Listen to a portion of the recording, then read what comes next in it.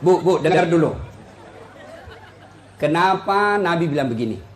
Andai saja boleh manusia sujud kepada sesamanya manusia, maka istri sewajibkan sujud depan suaminya. Dengar baik-baik, bukanlah saat latih bilang bu. Nabi, andai saja boleh manusia sujud kepada sesamanya manusia, maka kalian istri sewajibkan cium kakinya itu suaminya. Kenapa? Karena ibu harus tahu, dosa ibu kami para suami yang tanggung. Beda kami laki-laki dengan ibu. Ibu bikin dosa, ibu tidak puasa, ibu tidak sholat, meskipun suaminya ulama, suaminya penceramah, suaminya Senin Kamis puasanya, tahajud tiap malam, suaminya hafal Quran, tapi istrinya tidak baik agamanya. Kata Allah, ku ampusakum wa ahlikum narani. Kau suami, pimpin itu istrimu masuk neraka. Beda ibu-ibu, ditanggung oleh kami laki-laki. Suaminya tukang judi, suaminya pengedar narkoba, suaminya peselingkuh, suaminya pemakan haram, tapi istrinya istrinya baik, rajin sholat, taat sama suaminya, perintah suaminya diikuti. Meskipun suaminya bajingan, tidak ada urusan. Suami masuk neraka. Nabi jelaskan kepada ibu, bu, lihat ini, kata Nabi kalau bahasa kita, bu, lihat ini 7 pintu surga, tadkhulul jannati bisalam. Silahkan ibu pilih mana pintu surga yang ibu mau masuki. Itu enaknya jadi perempuan, ditanggung dosanya sama laki-laki. Beda kami laki-laki, ibu tidak tanggung dosa kami. Maka ibu-ibu, yang pertama tujuan suami itu bukan cari nafkah. Ibu yang perlu cari dari suami bukan mendidik yang utama, tapi yang utama adalah cari ridhanya suami. Jangankan ibu keluar rumah, Senin Kamis saja diharamkan oleh Allah apabila tanpa izin suami. Saya ulang, jangankan keluar rumah, Senin Kamis ibu puasa sunnah tanpa izin suami, haram puasa itu bu.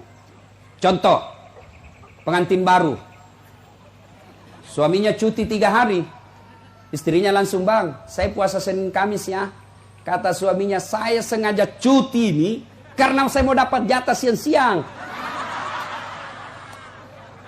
Tidak boleh ibu puasa tanpa izin, ya.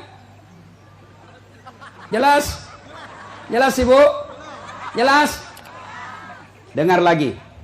Ada orang bertetangga, marah ini tetangga, lapor sama Nabi. Apa pasalnya? Sakit ini ibu tetangganya, dia datang panggil anaknya, seorang perempuan. Bu, ibu mamanya lagi sakit, datang ki pergi lihat ki. Apa kata ini ibu anaknya? Mohon maaf, suamiku pergi tugas, saya dilarang keluar rumah sebelum suami saya pulang. Sakaratil maut ini ibunya, datanglah ibu, sudah sakaratil maut ibumu, kau datanglah besuk dia. Saya minta maaf, saya mau sekali tapi suami saya belum pulang. Akhirnya meninggal, mau dimakamkan, datang lagi. Bu, sudah meninggal ibumu, kau datang yang terakhir kalinya. Mohon maaf, saya cukup berdoa. Kenapa? Suami saya belum pulang, saya tidak berani tinggalkan rumah. Marah yang manggil-manggil, dia pergi lapor sama Nabi. Ya Rasulullah, tetanggaku keterlaluan. Dari sakit, sakaratil maut, sampai meninggal, tidak datang lihat ibunya. Saya 3 kali datang memanggilnya. Kenapa kata Nabi? Dia dipesan sama suaminya, jangan keluar rumah sebelum pulang. Mendengar ini, apa Nabi marah? Subhanallah, Nabi justru menjelaskan, alhamdulillah diampuni seluruh dosa ibu yang meninggal karena punya anak yang taat sama perintah suaminya. Ada ibu-ibu Bayangkari begitu sih? Ada? Yang banyak saya lihat baru 10 menit pergi suaminya juga keluar juga dia apa? Dia tawaf satu komplek. Dia keliling satu komplek. Masya Allah. Ya, alangkah bahagianya kita suami pergi menjalankan tugas sebagai aparat negara. Lalu istrinya sholat duha 8 rakaat. Selesai sholat duha dia kirimkan SMS suaminya. Pak, jangan menghalalkan segala cara. Rezeki sudah Allah tentukan. Meskipun bapak kejar kalau bukan rezeki, bapak tidak akan masuk. Tapi meskipun bapak tidak kejar setengah mati, kalau rezeki bapak pasti masuk. Bapak jangan menghalalkan segala cara. Salam sayang selalu dari istrimu di rumah. Bahagianya itu suami kalau dapat SMS begini bu, dia kasih lihat itu semua di kantor di polsek. Lihat kau istriku, istri yang soleha. Pernah SMS begitu suaminya bu? Pernah? Paling SMS jangan lupa singgah beli gas. Masih baik kalau gas, kalau pembalut. Saya pernah rasakan ini, Pak. Saya pulang takziah malam-malam, tiba-tiba mamanya SMS, Ustadz, habis pembalut. La haula wala quwwata illa billah. Saya singgah di warung, saya berdoa, mudah-mudahan tidak ada yang kenal saya. Begitu saya bayar, tiba-tiba ada ibu bilang, Ustadz beli pembalut. Langsung aku bilang, biar mi daripada saya melahirkan. Pak, Bapak juga jangan tipu suami istri.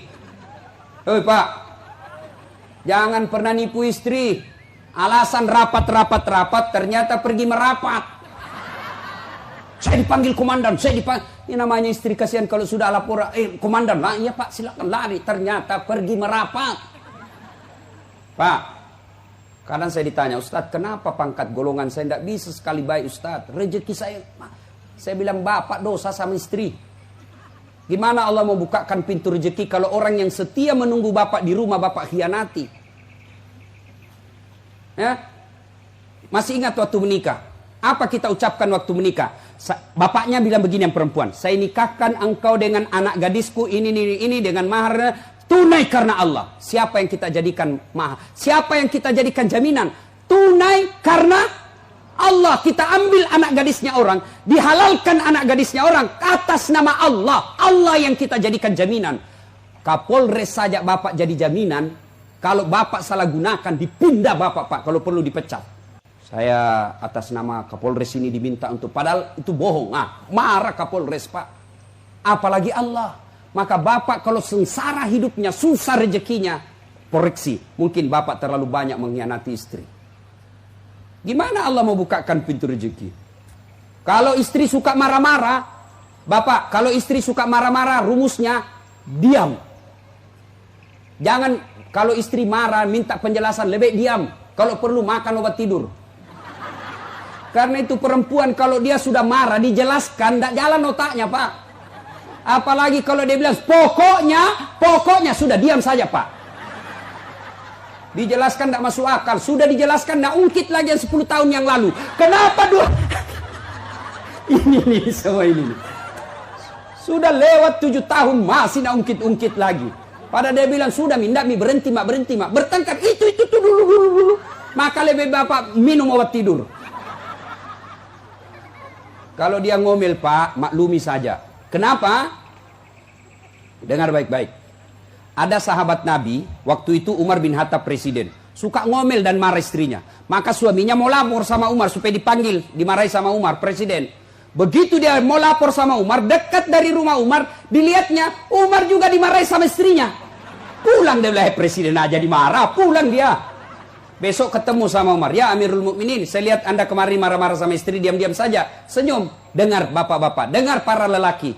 Apa jawaban Umar? Begitulah cara saya berterima kasih kepada istriku yang telah hamil, melahirkan, dan menyusui anak saya.